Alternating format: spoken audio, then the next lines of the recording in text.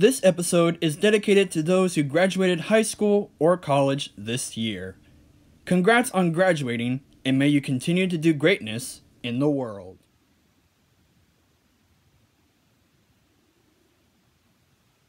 Hi everyone, welcome to today's episode of our Congress series. Today we're talking about the 80th Congress from 1947 to 1949. So, couple things. 1. This will be the last episode that you will see about that, how we're honoring the current graduating class of either high school, college, or any type of academy or anything in between.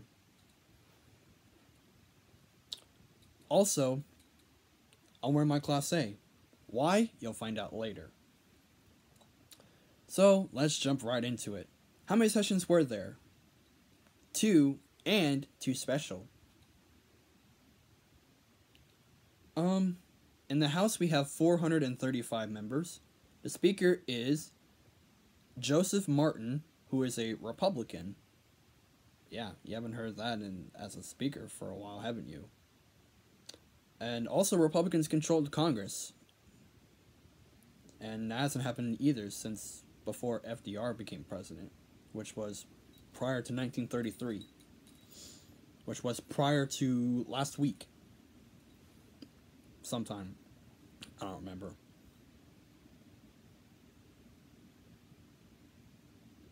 So anyways, we have 244 Republicans, 184 Democrats, 2 American laborers, and 5 vacancies. I'm not going to tell you the joke I always do with, like farmer laborers or American laborers. Not going to do it, because you all know the joke pretty much by now. So, sorry, not going to say it. Over in the Senate, we have 96 members. Again, cut that in half, tells you how many states we have. We have 48, not 50, but we'll get to our current flag on a future video. Stay tuned. The President of the Senate is nobody, because when FDR died, his vice president at the time, Harry Truman, becomes president, like how we mentioned in yesterday's video. Also, I would like to mention that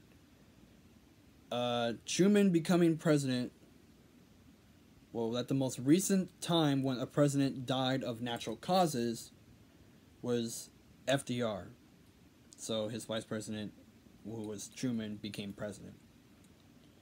The most recent when the vice president became president during anything, like the most recent vice president to assume to the presidency, that was Gerald Ford when Nixon resigned back in the 70s. And we'll get to that on a future day. More than likely sometime next month or July. Or sometime about that.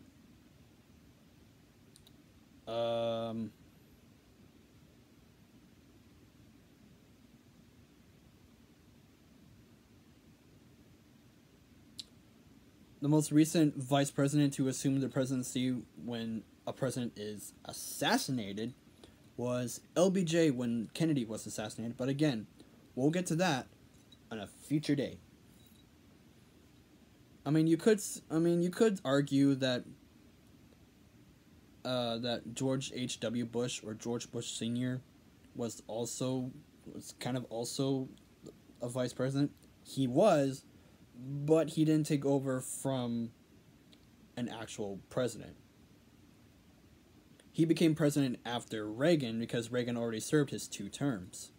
So Bush Sr. served his own term because he was elected for that term. So, yeah. Sorry about that. And I guess if you could say that if Biden wins the next election, then he kind of goes under the same boat. Which, oh boy, next year, I'll be all over that. But anyways, we're not talking about presidential elections. We're talking about Congress. So again, President of the Senate during this Congress is nobody. President pro tempore is Arthur Vandenberg, who is a Republican. and we have 51 Republicans and 45 Democrats. Nice, short, and simple. The way how I like it. Alright. This, obviously, is the part of the episode where we talk about what major event happened in America at the time. I mean, it's kind of international, kind of national. So for today, it'll be considered as both. National and international. After their joint victory against the Nazis, the United States and big ol' Soviet Russia, tensions began to rise and start something called the Cold War. You're probably thinking, but wait a minute, didn't the Cold War start in 1945, right after World War II? Kind of. It's a little debated on how you see it. I don't know. I mean, the way how I can say it is that tensions didn't really get heated until 1947.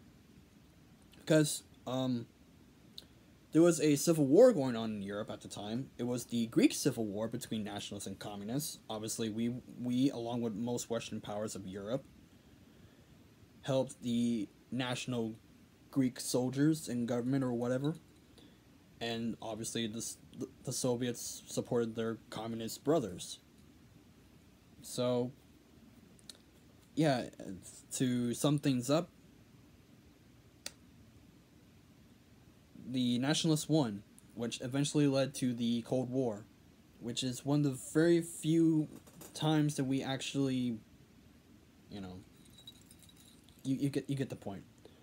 We'll talk more about the Cold War as time goes on. And next week we'll talk about one of the major wars that actually happened. That'll be on Monday, so stay tuned. So, thank you all so much for watching. Oh, I need to explain why am I wearing my Class A. So, today is May 30th. And, yeah. On this day, in 2017... on this day in 2017, I became an Eagle Scout, which, as you all know, is the highest rank in scouting. See, Boy Scouts of America. Yeah. There are several ranks. There's Scout, Tenderfoot, Second Class, First Class, Star, Life, Eagle. Now, as you can probably see here, I still have my life patch on, but I actually need to get it replaced and have my Eagle patch on, because, I haven't messed with it since the date of my Eagle Court of Honor on September 17th of 2017. Yeah, September 17th. Or, as I like to say, Constitutional Day. Or Constitution Day, because that was the day that our Constitution was signed and ratified.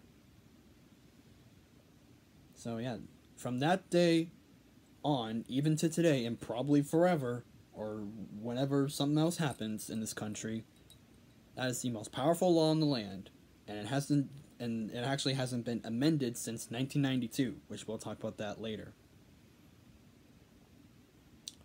So yeah. Woo! Eagle Scout. You're probably thinking, well, wait, why is Second Class and First Class in the wrong spot? Shouldn't it be First Class, Second Class? No, because you're technically... It makes sense of going up in a ladder. Because, you have Scout, Tenderfoot, Second Class, First Class, Star, Life, Eagle. Because it's like a ladder. So it makes sense to have Second Class before First. So that's why. So yeah. Thank you all so much for watching. Like, comment, subscribe.